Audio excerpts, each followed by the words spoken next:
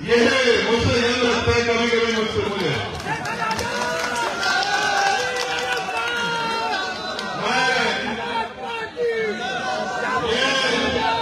MP से भी बड़ा रसूल का इनका, ये मेरे बड़े भाई ने, मैं इनका बहुत बहुत धन्यवाद करता हूँ हम पे भरोसा करने के लिए। मैं इसलिए कह रहा हूँ, मुजफ्फरनगर, शामली, सहारनपुर, मेरठ, बिजनौर, ये कोई बहुत दूर की धरती नहीं है। मैं आपका इस क्षेत्र के आधार पर आपके बड़े परिवार का आपका भाई बेटा, मैं आपसे बाहर नहीं हो सकता हूँ कभी, मैं आपका साथी हूँ। तो इस आधार पर ये मेरे परिवार के बड़े हैं और जब इन्होंने मेरा हाथ पकड़ लिया है तो आप समझो 1 और 1 11 होते हमारी शक्ति कितनी बड़ी होगी इसका अंदाजा जो है अभी आपको आने वाले दिनों में लग जाएगा।